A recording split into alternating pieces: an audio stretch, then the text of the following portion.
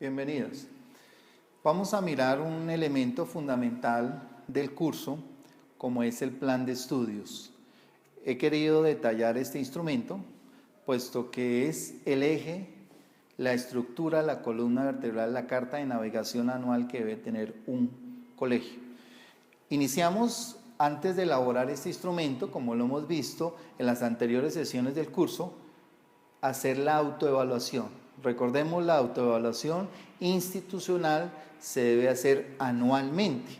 Ojalá mi recomendación administrativamente se haga en la semana de receso del mes de octubre. Una semana que tienen receso los estudiantes, más no los directivos docentes y los docentes. En esa semana trabajamos por mesas de trabajo, elementos, actores de la comunidad que van a tener una participación democrática en esa autoevaluación. Debe haber una mesa de trabajo para la gestión directiva en donde coordina el rector. Tiene que haber una mesa de trabajo para la autoevaluación en la gestión académica, donde coordina el coordinador o coordinadora académica. Una mesa de trabajo para la gestión convivencial y de la comunidad, donde coordina el coordinador de convivencia. Y una mesa en la gestión administrativa y financiera, donde coordina el director o directora administrativa. En cada una de estas mesas debe haber una representación de estudiantes, preferentemente la educación media, o sea, décimo, undécimo. Representación de estudiantes, representación de padres de familia, representaciones del sector productivo, representación del personal administrativo y representación de egresados en cada una de las mesas. ¿Cuántas personas? Pues de acuerdo a la población estudiantil que tenga la institución. En cada una de ellas debe haber un instrumento que maneja, que nos lo determina la estructura, la guía 34 del Ministerio de Educación. En esa guía 34 nos determina el esqueleto, la estructura que debe tener, que recordemos, están los procesos, están los componentes, está una escala de 1 a 4 que nos determina y está la columna de evidencias. En cada una de esas hay que sacar un promedio de acuerdo a la incidencia, las secuencias que existan, de acuerdo a la escala, se saca por proceso un total y al final hay un cuadro que aparece que dice fortalezas y aspectos a mejorar por cada gestión. Entonces, al finalizar este trabajo de autoevaluación, el coordinador de cada mesa debe entregar perfectamente diligenciado este instrumento. Pero este instrumento también requiere algo importante. Tenemos que el coordinador de cada mesa presentar las evidencias. Hay un punto más o menos que dice en revisión de identidad institucional si el documento, si el horizonte se ha definido con participación de la comunidad. El coordinador de esa mesa, que en este caso en el ejemplo sería el rector, debe presentar documentos a esa mesa que evidencie que logró un 4, por ejemplo, que es la máxima escala. O por el contrario, no se ha hecho nada, entonces se coloca 1. O hay un punto medio por mejorar, ponemos un 3. Recordemos que el 1 y 2 serían las más críticos, ¿no? Los mejores serían 3 y 4. Entonces, en ese caso, siempre antes de iniciar la autoevaluación, el líder de cada mesa, el coordinador de cada mesa debe traer sus documentos que evidencian o que muestran que ese elemento que se está evaluando existe en la institución. Una vez terminado este trabajo, entonces le entregamos el paquete completo de cada una de las mesas al rector, que es el responsable directo institucionalmente de la autoevaluación institucional. Con este insumo, que es fundamental, entonces pasamos a diseñar el plan de estudio, el plan de mejoramiento. Una vez terminada la autoevaluación, con el material que lo administra, lo maneja el rector, que es el directamente responsable de la autoevaluación institucional, con este insumo entonces pasamos a elaborar con las directivas docentes. En algunos colegios dan participación a los docentes, sería bienvenido, pero es de responsabilidad directa de los directivos docentes diseñar, elaborar el plan de mejoramiento institucional que se va a aplicar al año siguiente escolar, ¿cierto? Lo vamos a aplicar. Sigo recomendándolo, también se puede hacer en esa semana de octubre, en la semana de receso. Este documento, que ustedes también lo van a poder bajar de la plataforma, es una estructura tomada de la Guía 34 del Ministerio de Educación. Este documento va a ser la columna vertebral, la guía de navegación de todas las acciones que se van a hacer al año siguiente. Si no se cumple ese plan de mejoramiento, simplemente quedamos como un documento que presentamos a las secretarías de educación, a las direcciones de núcleo, a los CADEL, pero no lo estamos cumpliendo y no tendría sentido.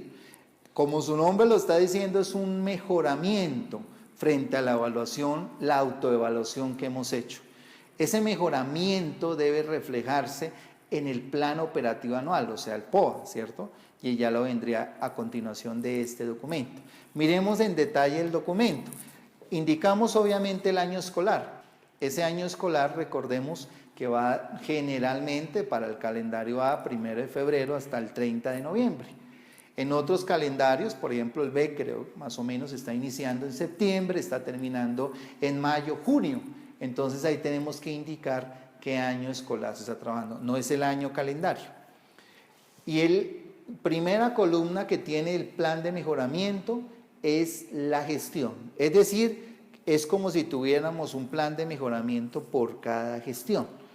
Cada líder o cada coordinador de la gestión se encarga de tener su propio instrumento, su propio plan de estudio que tiene la misma estructura, todos.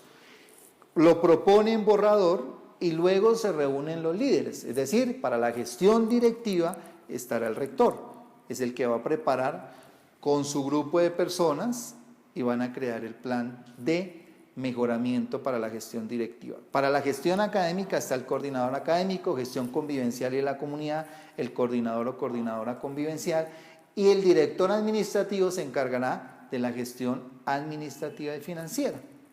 Él va a proponer unos objetivos. Esos objetivos, ¿de dónde nacen? En el documento de autoevaluación hay una columna que es la valoración. Los que obtuvieron 1 y 2 pues generan una acción de mejoramiento.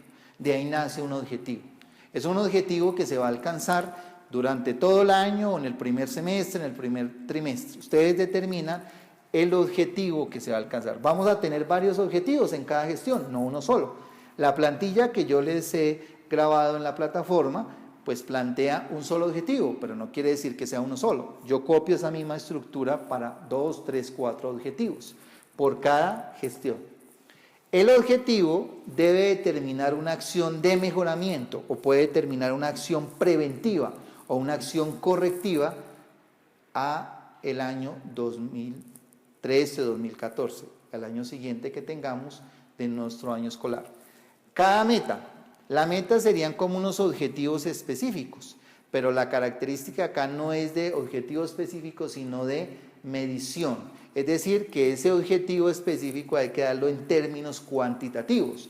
Hay que decir en el primer semestre el 30% de los docentes, el 40%, esos son términos cuantitativos en el cual vamos a plantear la meta.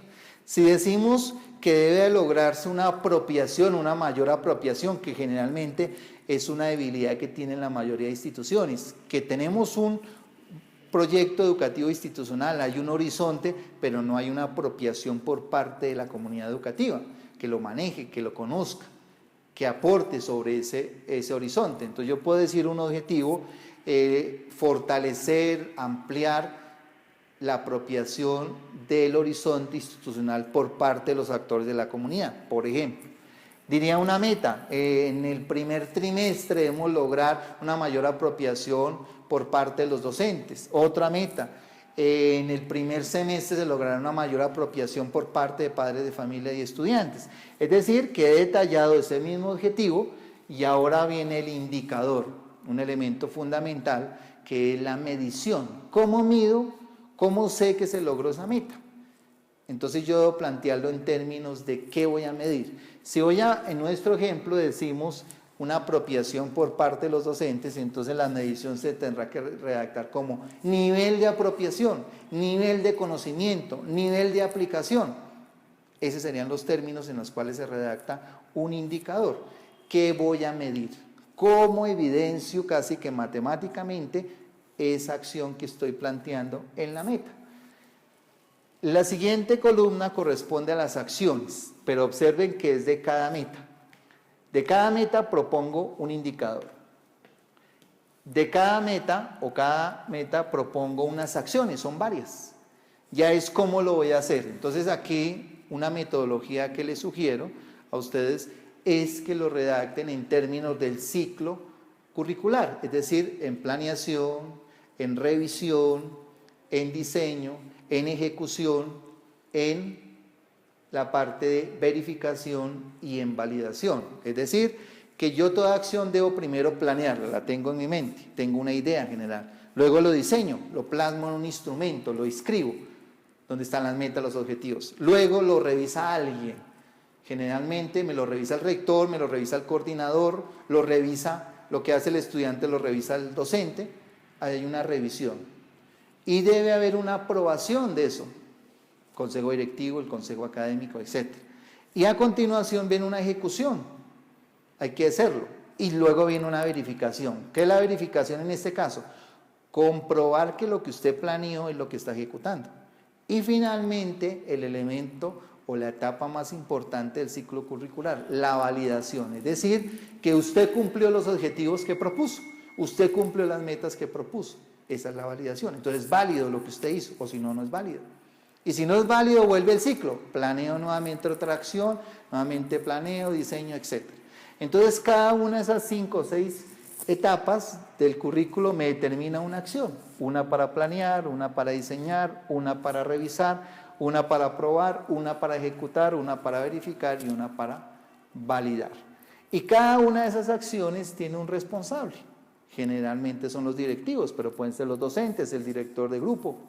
Y cada una de estas tiene una fecha de inicio y una fecha de terminación.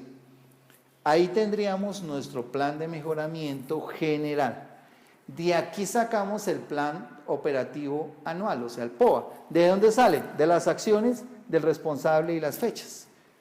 Casi, pero ya lo haríamos más en detalle, ya vamos a decir casi que un intervalo. ¿Cuándo inicia, cuándo termina? Sino que vamos a decir específicamente en qué día, a qué hora vamos a hacerlo. Pero los elementos del plan operativo anual son tomados del plan de mejoramiento.